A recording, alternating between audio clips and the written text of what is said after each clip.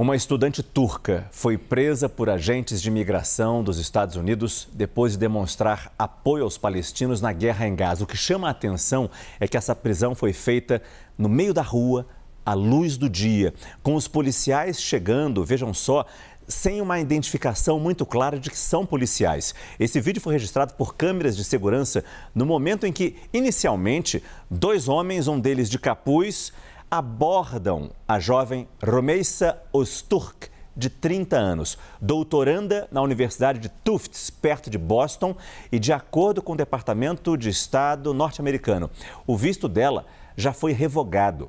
A ação teria sido motivada depois que ela publicou um artigo de opinião que pedia que a universidade cortasse laços com Israel. A advogada da estudante diz que ela foi levada para um centro de detenção a 2.600 quilômetros de Somerville, em Massachusetts, onde morava.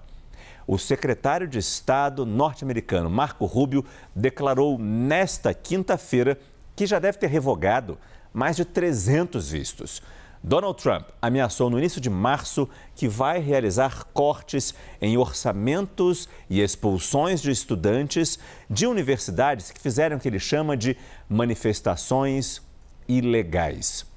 Eu converso com o nosso analista de internacional, Lorival Santana. Lorival, a imagem é assustadora, porque primeiro aquela jovem não sabia quem eram aqueles homens.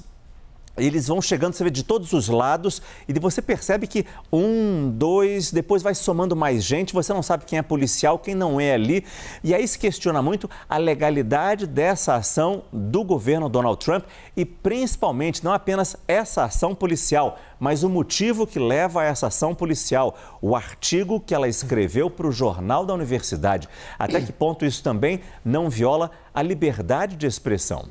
Boa noite. Boa noite. Sim, essas iniciativas, e esse não é um caso isolado, né? O próprio Marco Rubio diz que são 300 casos, a gente conhece 3 casos famosos, né? Aliás, 4 casos famosos, esse dessa doutoranda turca, também o do Mahmoud Khalil, que é mestre pela Universidade de Colômbia, né? Palestino e sírio, né?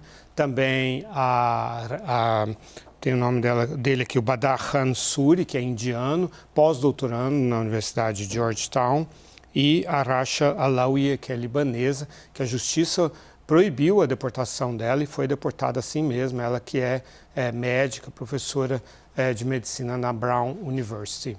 E em todos esses casos viola a primeira emenda da Constituição, que garante a liberdade de expressão. A primeira emenda, ela é anterior até essa questão. Ela diz que o Congresso não pode aprovar uma lei que viole a liberdade de expressão. Não existe uma lei que viola a liberdade de expressão e o governo está violando a liberdade de expressão. Além disso, viola a lei de imigração também, porque todos esses estudantes, eles estão regularmente nos Estados Unidos, né? Alguns têm green card, que é a residência, como é o caso do Mahmoud Khalil, outros estão com vistos de estudantes. E para você deportar alguém que está regularmente no país, é preciso uma causa, é preciso que eles tenham violado a lei, que tenham cometido um crime. E isso não aconteceu no caso desses estudantes, porque criticar Israel, pedir o boicote de Israel, ir a um enterro, a um funeral de um líder do Hezbollah, como foi o caso da professora libanesa, enfim, apoiar os palestinos, não estou falando de apoiar o Hamas, apoiar os palestinos, nada disso é crime. E até mesmo falar em favor do Hamas também não é crime nos Estados Unidos, né? Você pode, é uma questão de opinião, se fosse membro do Hamas e estivesse financiando atos terroristas, isso é crime, mas não existe nenhuma evidência de que esses estudantes tenham feito isso.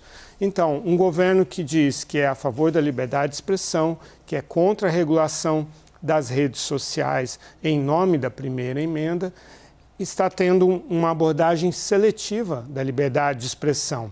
A liberdade de expressão, de acordo com o governo americano, de Donald Trump, só se aplica caso seja a expressão das opiniões do presidente.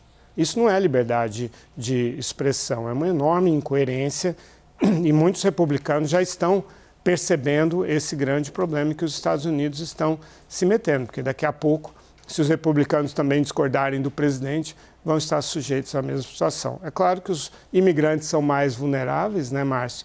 E estão indo nessa corrente aí de centenas de pessoas expulsas ilegalmente. Como houve o caso, né, dos venezuelanos, que nem sabemos se eram venezuelanos, se eram do Tren de Aragua, a organização criminosa, porque não deu tempo de saber. O presidente assinou ali uma lei no calar de uma noite de sexta-feira e expulsou no dia seguinte, com a justiça dizendo não pode expulsar, traga de volta, volte o avião.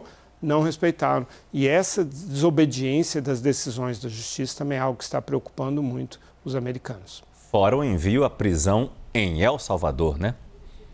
Isso.